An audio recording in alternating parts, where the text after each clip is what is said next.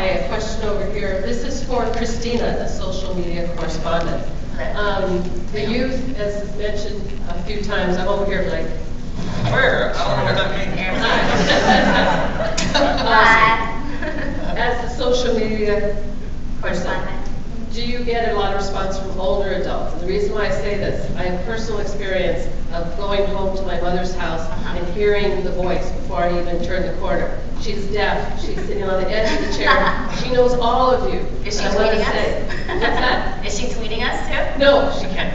But I want to say, what is the age range you're getting on social media from people? Are you getting people over 40, over 50? Absolutely, absolutely. Our age range has definitely grown. I mean, it started off, I felt like it was a younger, like maybe a core fan base in their 20s and 30s that kind of really knew Twitter and Instagram. But I think as it's grown, I find the audience has gotten larger, and it's been from every age to really young to, I'd say, well above their 50s. You know, if you look at the picture, you know, it sparks your interest to look at the picture and see what they're talking about. And they usually like plays, right? No, but they're all very invested into the show, and they love the show. We have great compliments from everybody from all ages. So it has grown, and social media has played a big part of the show. And I have one other question. Carson Daly was very kind to answer this earlier. Is Record Store Day. It is a national and international phenomenon that just happened to happen this Saturday on 420. What was the last record each of you? What was the last record each of you have bought, even if it was several years ago? Record Store Day needs to move off 420. I'll tell you that. What do you mean, man? The last record that we bought? Yes. Or CD. What was the last piece of music you physically purchased? Yeah. My last physical CD I bought was Justin Timberlake's last album. You bought them? Yeah. I bought the physical CD, now I bought that. I bought it from Amoeba, a Steel Pulse record, Earth Crisis. I saw on vinyl that I just wanted to have for memorabilia sake. On 420, really? Steel Pulse. Not on record day. I didn't know it was record day. Yeah, it's a lot. It's a special day for a lot of things. It's a special day for a few things. I bought Bowman Brothers' Greatest Hits for about the 4th time. Yeah, physical copies. I can't even remember. Blake has an album at the dollar store on sale. I kid you not. He does. A friend of mine bought that. Long hair, picture I sent. What do you mean it's on sale? 99 cents, man. They're waiting on you. Anybody else buy it? Y'all don't buy a record, y'all just listen to yourselves. It's true. That was the last physical. I can't even remember the last album I bought like in a store because there are Pistol stores. Andes. You bought Pistol Andes. Not at a store. And I didn't really buy it. I just told you I did. I listened to all the songs on iTunes. You know, they gave you like 30 seconds. They were great. Those are awesome. Each one, great 30 seconds each one. I thought to myself, I basically heard the album. Go ahead, say it. Can I just tie it in? There is another convention coming up at Century City in May. Seriously, it's the National Association of Record Merchants. Yeah, it's been around for years, so I'm just telling you, NARM and record stores are alive and well, so the voice gives voice to music, but it's, you know, yeah, I mean, it's just a perspective. I'd like to say one thing about that too. Like, I think that living in LA, Tower Records was a huge institution. We always would go there. I grew up going there, and it was like paradise because it was everything you could possibly imagine under one roof. I'm a huge fan of the hard copy. The one thing I would say is that, you know, we've for some reason, not for some reason, for the internet, we've veered away from that right now, and that's not what people are doing, and that's not how people are really getting their music most of the time. I think we should embrace it, and maybe the ebb and flow of pop culture and the hard copy versus the internet copy will maybe it'll kind of come back, it'll swing back the other way, and we'll start getting down with vinyl and CDs and cassette tapes and fucking 8-track tapes or whatever it might be, or some new invention that they make that's the hard. I don't know, but I think it's important to also kind of move on a little bit too, and realize that things have changed and embrace that. Also, as a dad of high school and college age kids, these kids all have vinyl records and record players, and cool kids in college and high school are buying vinyl.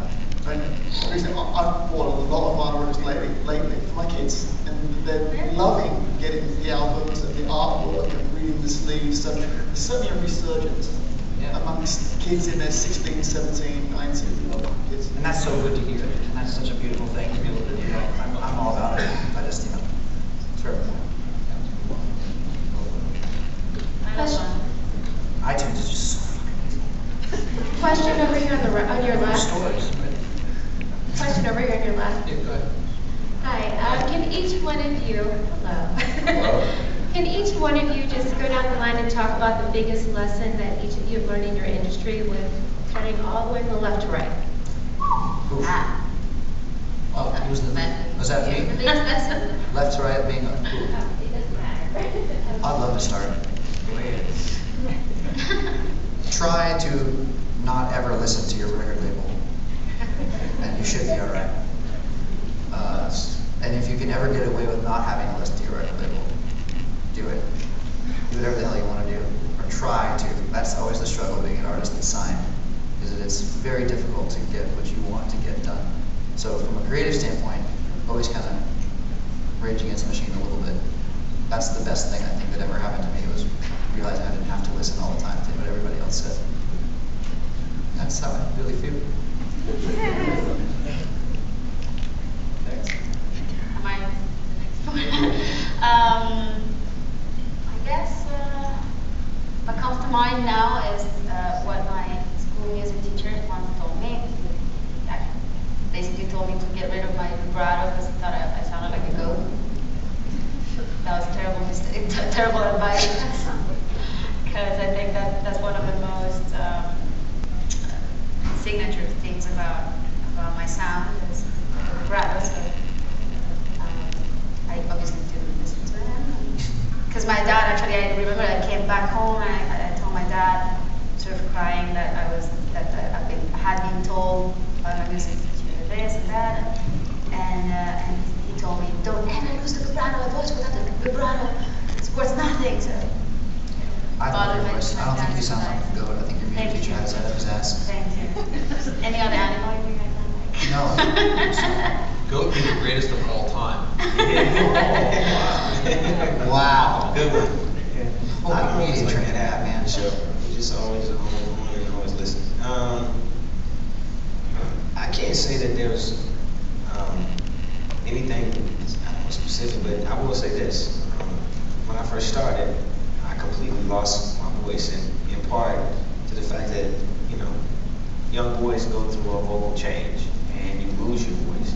So and I think earlier I talked about that opportunity to get back up. My label could have 100% turned it back on me, but they gave me an opportunity to show, you know, that I could come through that moment. And had I not only had their support, but had I not had my mother and all the people to support me in getting back up on my horse and continue to go, I would have never, you know, become the artist that I am, and eventually win a Grammy for Best Vocal Performance. Stuff like that kind of represent the milestone. How long did you lose your voice? I lost my voice for about a year and a half. Wow. What age? I was 14. Wow. That's why it's probably one of the most tumultuous moments and things that have And happened. go through that change. Yeah. It's really tough. Yeah, you know, we're talking about Doesn't happen. It doesn't. much in there Think I can changed. happen to the. all of a sudden when you wake up one morning, you're like, hey mom, can I get some pancakes? See, that never happened to me, man. I still try to do that, I can't do it. So, Does anybody wake up I don't late? even know what the question is anymore. How long did it take for your balls to drop? Ladies and gentlemen, he has to go time next one. What else? Falls out of guard. We've got time for one more question, if anyone can muster the courage or the energy. We've got time for one more, ladies and gentlemen. Make it a good one. Any takers for a final question with insight? Call it a wrap then. Thank you, ladies and gentlemen. Thank you all.